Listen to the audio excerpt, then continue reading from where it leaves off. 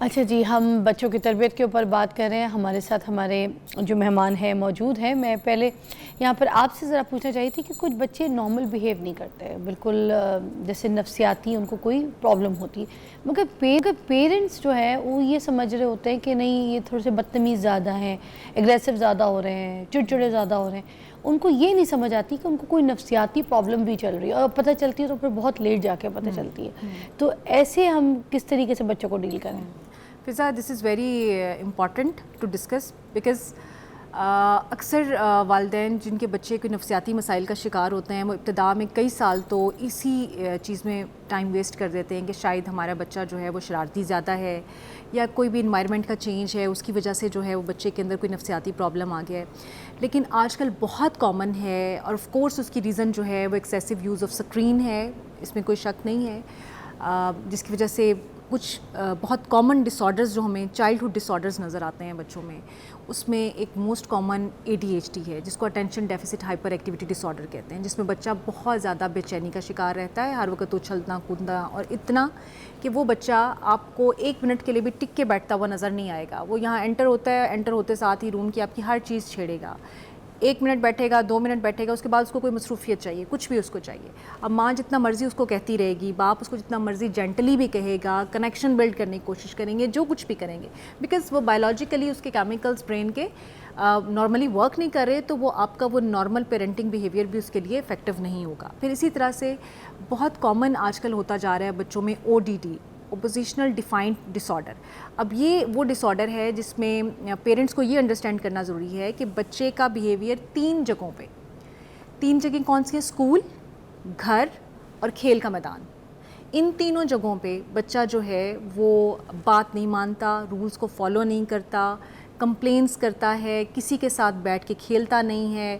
یعنی بعض اوقات ہوتا ہے نا کہ پیرنٹس کے ساتھ صرف نہیں کر رہا، لیکن اسکول میں بھی اس کی وہی شکایت ہے، گھر میں بھی وہی شکایت ہے. اگر وہ پلے گراؤنڈ میں ہے تو وہاں پہ بچوں کے ساتھ رولز کو فالو نہیں کرے گا. یعنی وہ آپ نے دیکھا ہوگا نا، کئی بچے ہوں گے وہ جیسے ہم بچپن میں لوڈو کھیلتے تھے تو کوئی ایک ضرور ہوتا تھا جو لوڈو الٹا دیتا تھا. ہاں میں ہی ہوتی تھی. میں نے کیا بس پھر تمہارا بھی چکر آنا چاہیے. کیا ہوتا ہے مجھے بتا دیں آج میں کیا تھی. ٹھیک ہے. اچھا وہ مطلب وہ کوئی بھی کھیلا، مجھے نہیں پتا، آپ نے اس کو خود جو ہے نا وہ جج کرنا ہے. ہمیشہ ہارتی تھی سانپ سیڑھی میں، پھر میں ایسے پھینک دیتی تھی. برداشت نہیں کرتے کہ ہم جو ہے نا ہماری کسی اس کے خلاف کوئی بات ہو، ہمیں اٹینشن دی جائے. ہر چیز میں ان کا جو ہے نا وہ نیگیٹو بیہیویئر ہوتا ہے، اور وہ ایکسیپٹ نہیں کرتے، بہت زیادہ آرگومنٹیٹیو ہوتے ہیں. ایسے بچوں کو فوری طور پہ آپ نے کنسلٹ کرنا ہے، ہیلپ لینی ہے. کیونکہ دیکھیں پیرنٹس کی جب اس سے باہر نکل جائے نا، تو بجائے اس کے کہ وہی بات جو کنیکشن کی ہم بات کر رہے تھے وہ آپ اپنے بچے کے ساتھ خراب کریں، تو اٹس بیٹر کہ آپ ایک ایکسٹرنل سپورٹ لیں. آپ کاؤنسلرس کے پاس جائیں، آپ چائلڈ تھراپسٹ کے پاس جائیں، اور وہ بیہیویئر تھیراپی کے ذریعے، کوگنیٹو تھیراپی کے ذریعے، اپلائیڈ بیہیویئر انالیسس، مختلف ٹیکنیکس ہوتی ہیں، ان کے ذریعے بچوں کو سمجھانے کی کوشش کرتے ہیں، بچوں کے جو ڈفرینٹ مسائل ہیں ان کو حل کرنے کی کوشش کرتے ہیں. اور بعض اوقات جو ہائپر ایکٹیویٹی ڈس آرڈر ہے یا آٹزم جیسے ڈس آرڈرز ہیں، ان میں بچوں کو تھوڑی میڈیکیشن کی بھی ضرورت ہوتی ہے ان کے ہارمونس کو بیلنس کرنے کے لیے.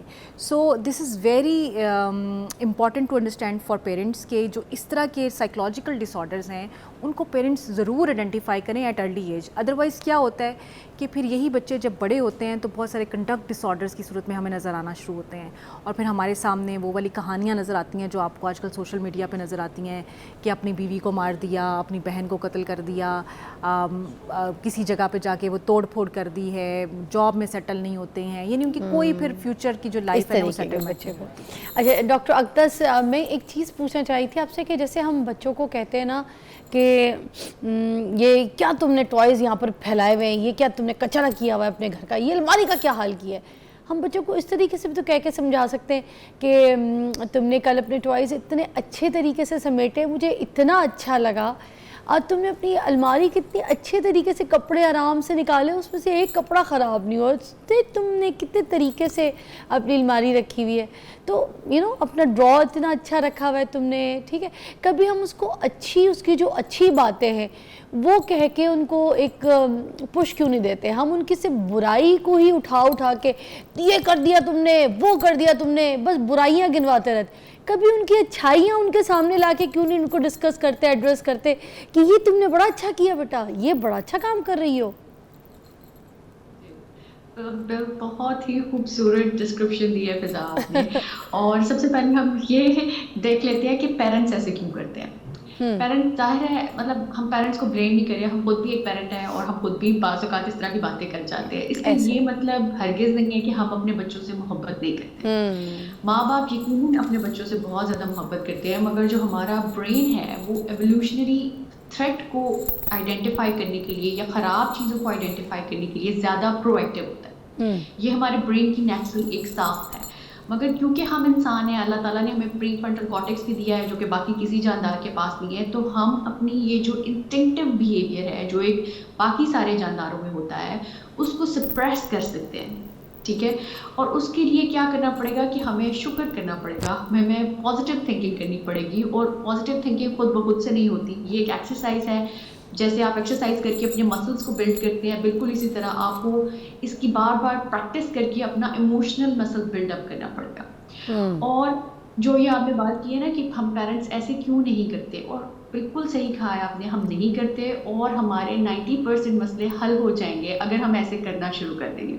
क्योंकि जो डॉक्टर आफाफ बच्चों की बेसिक नीड्स के बारे में बात करी थी ना, पहले 7 साल तक जो कनेक्शन है, जो पेरेंट्स की अटेंशन है, जो माँ बाप की आंखों में मोहब्बत होती है, उनके रवैये में जो मोहब्बत होती है बच्चे के लिए, वो भी एक बच्चे की बेसिक नीड्स में आती है।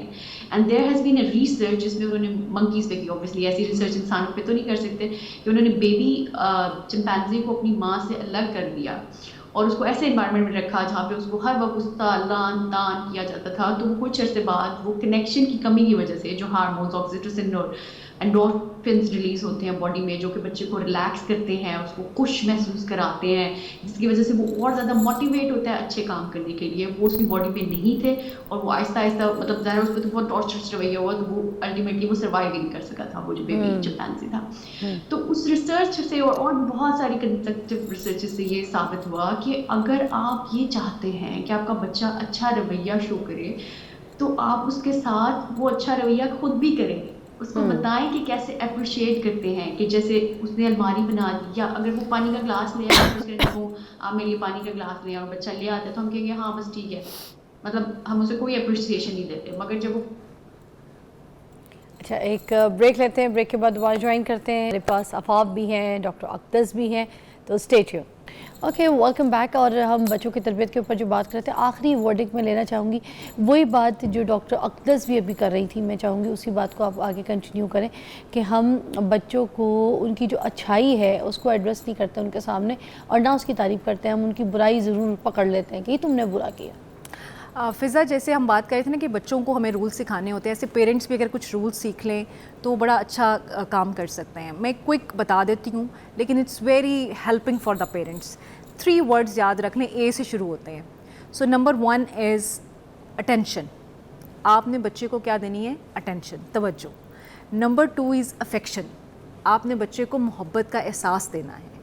नंबर 3 इज़ एप्रिसिएशन, जो भी आप बात कर रही थी। तो ये 3 A's आप अपनी डिक्शनरी में जो मदर्स हैं ना वो रख लें कि हमने इसको कैसे वर्क करना है। उसके कई तरीके वो माओं को पता होते हैं, और माँ की मोहब्बत ऐसी है कि उसको बताने की ज़रूरत नहीं है कि तुमने मोहब्बत किस तरह जतानी है बच्चे के ऊपर। दूसरा एक बहुत आसान और क्विक फार्मूला, वैसे तो पेरेंटिंग का कोई क्विक फार्मूला नहीं है, लेकिन जिस तरह से आजकल हमारा लाइफस्टाइल है पेरेंट्स का, और ख़ास तौर पे फादर्स का, क्योंकि फादर के पास टाइम बहुत कम होता है, यानी उसने कमाने के लिए भी जाना है और उसकी और बहुत सारी परेशानियां हैं, जिम्मेदारियां हैं। तो वो बच्चे के साथ सिर्फ 30 मिनट्स उसने देने हैं। ये रूल है 10 10 एंड 10।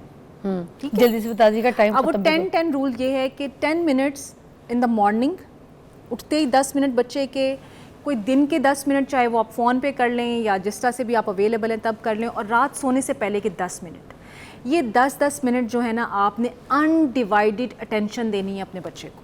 अनडिवाइडेड अटेंशन का मतलब ये कि उसमें कोई तीसरा नहीं होना चाहिए, किसी तीसरे की बात नहीं होनी चाहिए, कोई फ़ोन नहीं होना चाहिए, कोई पढ़ाई नहीं होनी चाहिए, कोई लड़ाई नहीं होनी सिर्फ चाहिए। ये इनकी और उसकी। थैंक यू सो मच, बहुत बहुत शुक्रिया। बड़ी अच्छी तरीके से आपने और डॉक्टर अक्दस ने, दोनों ने बहुत अच्छा एलैबोरेट किया, पेरेंट के लिए भी और बच्चों के लिए भी, किस तरीके से हमने उनकी बाउंडिंग के साथ उनके रिश्ते को ज्वाइन करके अच्छा चलाना है और किस तरीके से तरबियत करती। कल आपसे मुलाकात करेंगे। अल्लाह हाफ़िज़, अपना बहुत ख्याल रखिएगा।